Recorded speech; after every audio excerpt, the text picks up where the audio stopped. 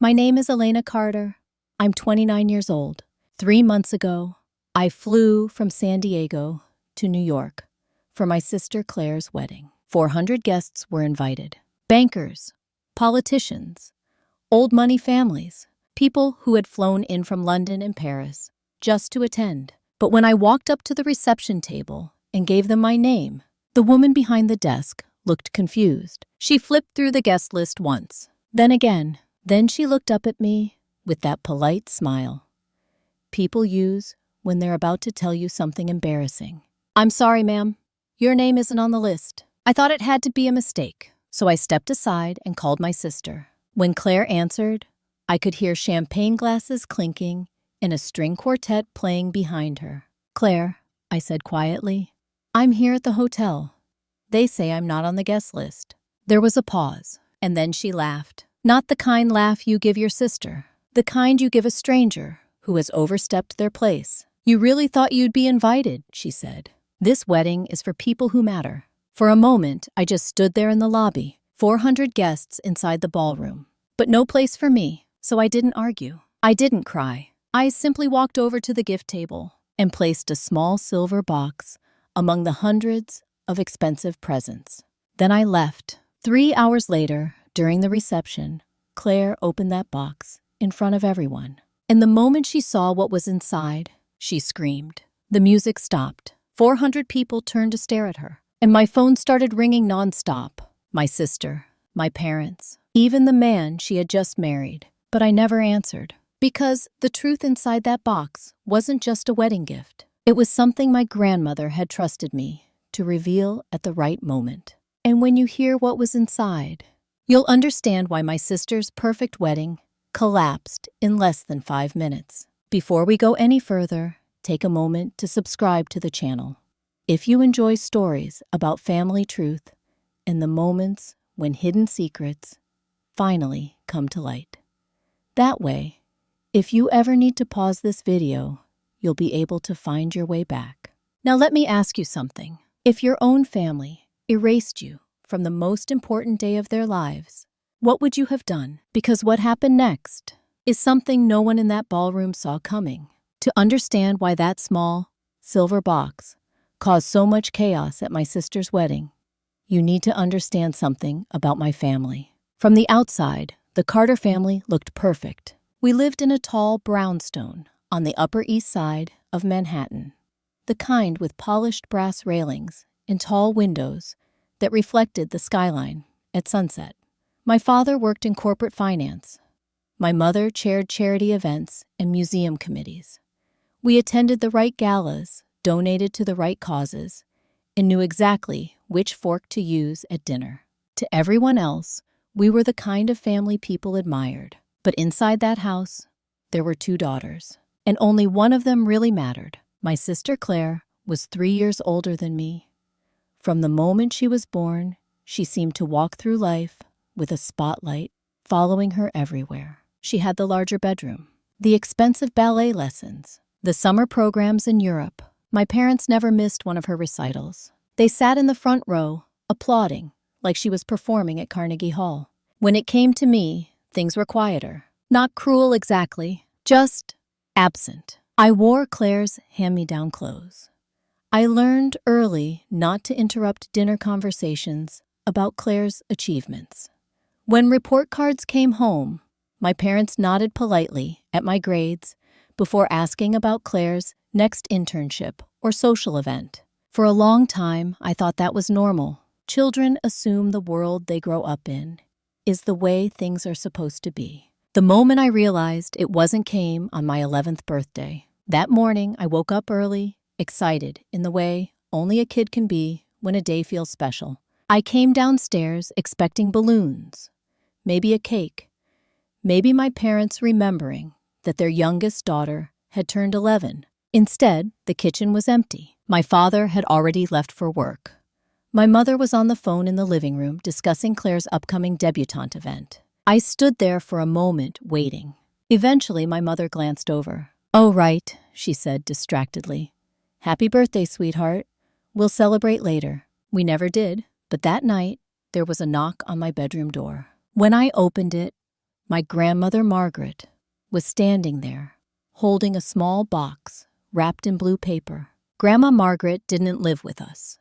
She lived across the river in Brooklyn, in a quieter neighborhood filled with art galleries and antique shops. She stepped into my room and sat beside me on the bed. "Happy birthday, Elena," she said softly. Inside the box was a camera. Not a plastic toy camera, a real one. It had a metal body, a leather strap, and a weight to it that made it feel important in my hands. I remember staring at it like it was some kind of treasure. "You have curious eyes," Grandma Margaret told me. "You notice things other people miss." She touched my cheek gently. "One day the world will see what I see in you." That camera changed everything. While Claire spent her weekends at social events and networking parties with my parents, I wandered the city with my camera. I photographed subway musicians, street markets in Chinatown, old buildings in Harlem just before they were torn down.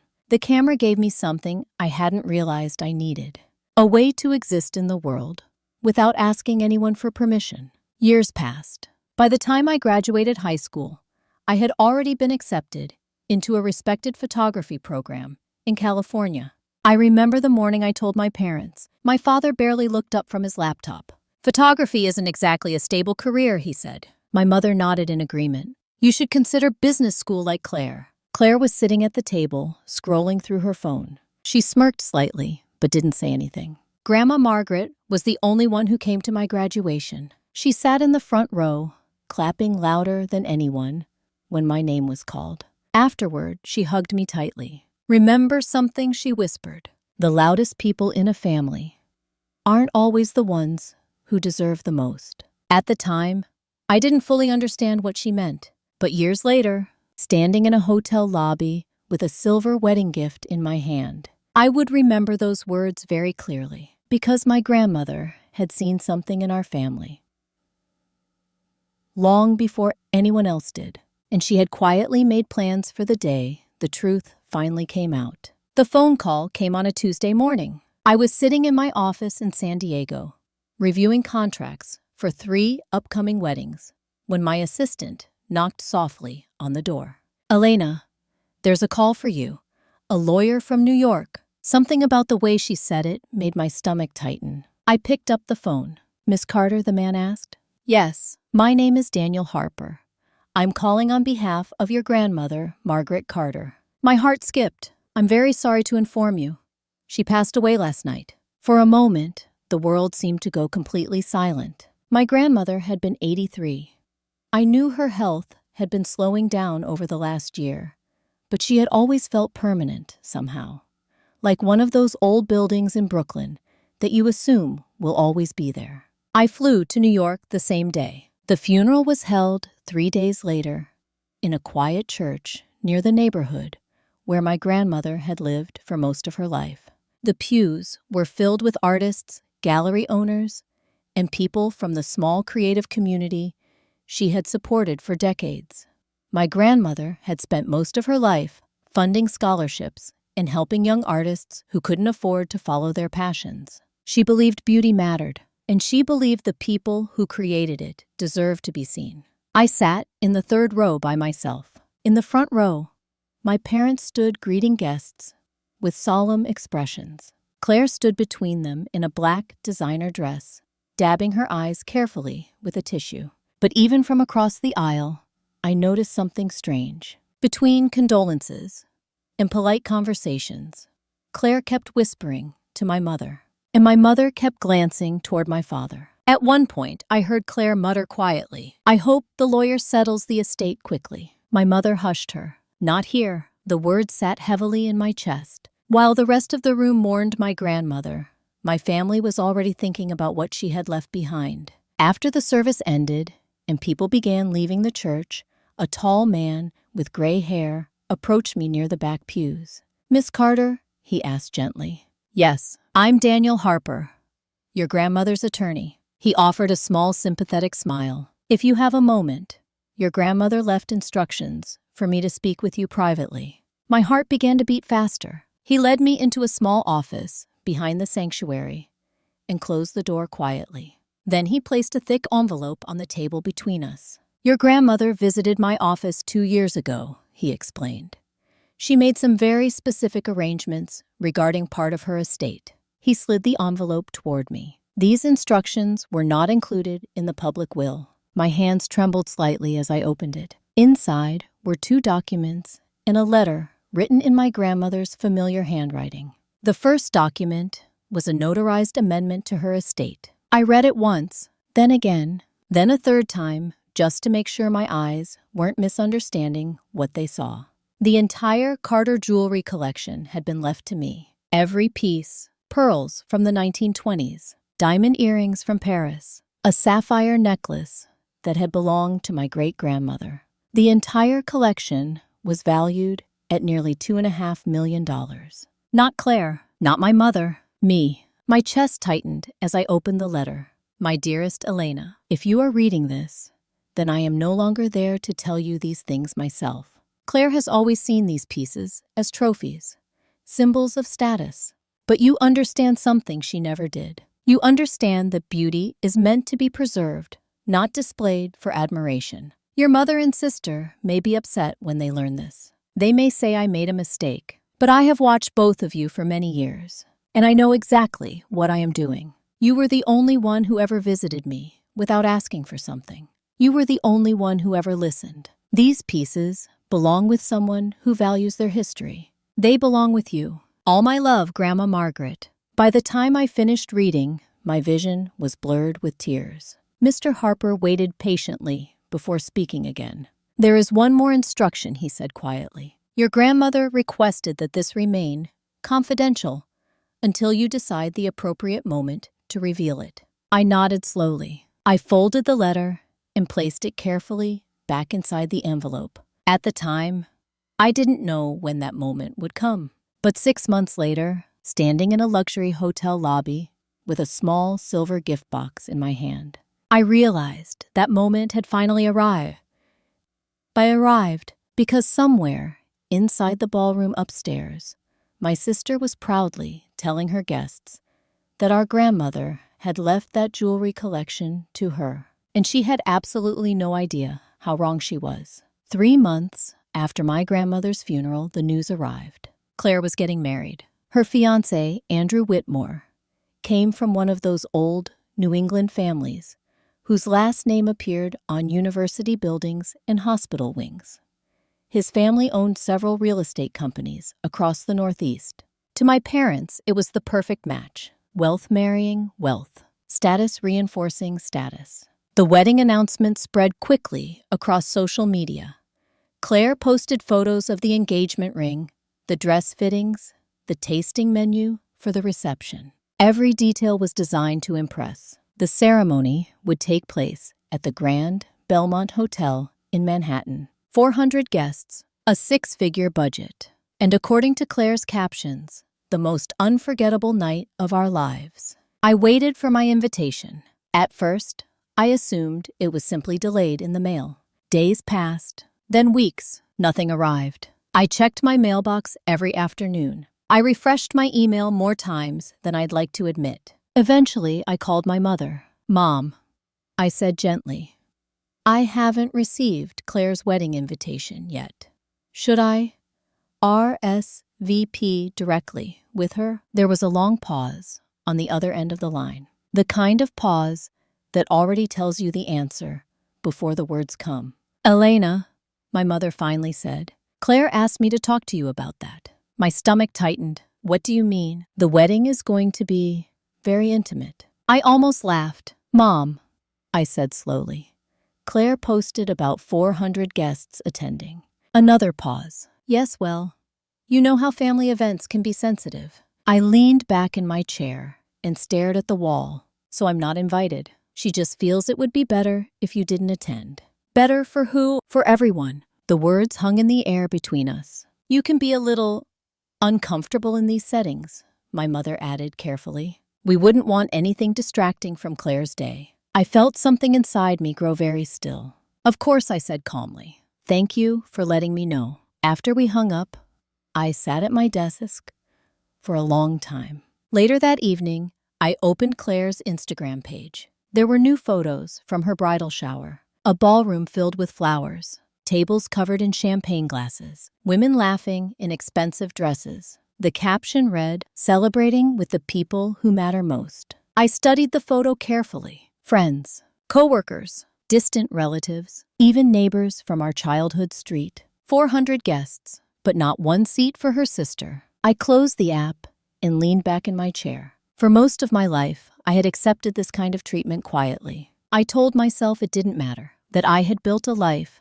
3,000 miles away and didn't need their approval anymore. But this time, something felt different. Maybe it was the memory of my grandmother's letter. Maybe it was the quiet certainty that had grown inside me over the years. Whatever the reason, I realized I didn't want revenge. I didn't want to ruin Claire's wedding. I simply wanted to do one thing. I wanted to give my sister a gift. 3 days before the ceremony, I booked a flight from San Diego to New York. I didn't tell my parents. I didn't tell Claire. I packed a small overnight bag and placed a single item carefully inside my purse. A small silver box tied with a white ribbon. The night before my flight, I barely slept. Part of me wondered if I should cancel the trip, stay home, protect myself from another rejection. But another voice inside me kept repeating the same thought. You deserve to be seen. At 6 a.m, I stood in front of my bathroom mirror, adjusting the navy blue dress I had chosen for the occasion. Nothing flashy, just elegant, simple. I picked up the silver box from the kitchen counter and held it for a moment. Inside were 3 things. A copy of my grandmother's estate amendment, her handwritten letter to me, and one final document, the contract Claire had signed months earlier with my company Luminous Wedding Studio. A contract she had never realized belonged to me. I placed the box in my purse and headed to the airport. The flight to New York was quiet. When the plane landed, autumn had already begun painting the city in shades of gold and red. By late afternoon, I was standing in the lobby of the Grand Belmont Hotel. Crystal chandeliers glowed above marble floors. A string quartet played softly near the entrance as guests in elegant suits and gowns streamed toward the ballroom. I walked to the reception table and gave the woman behind the desk my name. Elena Carter, I said. She checked the list, then checked again. Finally, she looked up at me with sympathy. I'm sorry, ma'am. Your name isn't here. I nodded slowly. I thought that might be the case. I stepped aside and called Claire. When she answered, the sound of laughter and champagne glasses echoed behind her. Claire, I said quietly, I'm here at the hotel. My name isn't on the list. There was a brief pause. Then she laughed. You really thought you'd be invited, she said. This wedding is for people who matter. The words landed exactly the way she intended them to. I closed my eyes for a moment. I understand, I said calmly. I just wanted to give you a gift. She sighed impatiently. Leave it on the table if you want. Just don't cause a scene. The line went dead. I walked to the gift table. Hundreds of presents covered it. Tiffany blue boxes, silver packages, large envelopes. In the middle of all that luxury, I placed my small silver box. I tucked a card under the ribbon. To Claire, from your sister Elena. Then, I turned and walked out of the ballroom lobby. Because I knew something Claire didn't. At some point during the reception, she would open that box. And when she did, the entire room would finally see the truth she had spent her whole life pretending didn't exist. The ballroom at the Grand Belmont Hotel was everything my sister had dreamed of. Crystal chandeliers sparkled above rows of ivory-covered tables. Towering arrangements of white roses and orchids stretched toward the ceiling. A live orchestra played softly, while servers in white gloves moved through the room carrying silver trays of champagne. 400 guests filled the hall. New York investors, old family friends, business partners from Andrew's side of the family, people who had flown across the country just to attend what Claire proudly called the wedding of the year. At the center of it all sat my sister. Claire looked radiant in a custom silk gown that probably cost more than most people's cars. Diamonds shimmered at her neck and wrists. Her smile was confident, glowing under the lights. Beside her sat Andrew, handsome and composed greeting guests with the polite ease of someone raised in wealth. My parents sat at the head table nearby, both of them smiling proudly. To anyone watching from the outside, everything looked perfect. During the cocktail hour, Claire had spent most of the evening drifting from table to table, accepting compliments. When someone asked about the diamond necklace she was wearing, she leaned in with a conspiratorial smile. "Just wait until you see the rest of the jewelry my grandmother left me," she said proudly. "The collection is worth over $2 million. Guests murmured in admiration. "How wonderful," someone said. "Family heirlooms are priceless." Claire lifted her chin slightly. "Grandma always said I was the one who understood their value." The orchestra finished its final song of the dinner service. Moments later, the master of ceremonies stepped forward with a microphone. "Ladies and gentlemen," he announced warmly, "before we cut the cake, the bride and groom would like to open a few special gifts." The room filled with applause. Claire stood gracefully and walked toward the long table covered in wedding presents. Boxes wrapped in elegant paper were stacked in neat rows. Tiffany blue, gold ribbon, crystal packages tied with satin bows. Claire picked up the first gift and opened it carefully. "A beautiful crystal vase," she said politely. Applause. The next gift revealed a set of antique candlesticks. More polite smiles. Then her hand reached toward the edge of the table, toward a small silver box with a white ribbon. She paused when she saw the card. Her lips curled slightly. "Oh," she said loudly enough for the nearby tables to hear. "This one's from my sister." A few guests exchanged curious glances. Claire lifted the box and laughed softly. "Well, this should be interesting." She untied the ribbon slowly, still smiling. Then she opened the lid. Inside was a thick envelope. Her smile faltered slightly. She pulled out the first document and unfolded it. For several seconds, she simply stared at the page. The room began to grow quiet. Claire's expression shifted. Confusion, then disbelief, then something else entirely. "What is it?" Andrew asked quietly beside her. Claire didn't answer. Her hands began to tremble. She turned to the second paper inside the envelope. My grandmother's letter. By the time she finished reading the first paragraph, the color had drained from her face. This isn't real," she whispered. Andrew leaned closer and took the document from her shaking hands. His eyes scanned the page. "This is a legal amendment," he said slowly. "Signed by your grandmother." Guests near the front tables leaned forward, trying to see what was happening. A murmur spread through the room. Claire grabbed the document back. "No," she said louder now. "This has to be fake." Her voice was rising. "Grandma told everyone the jewelry was mine." One of the older guests near the head table spoke quietly. "Is that the Hartwell jewelry collection you mentioned earlier?" Claire didn't answer. She was staring at the letter in her hands, at the words written in my grandmother's careful handwriting. "Victoria wants admiration.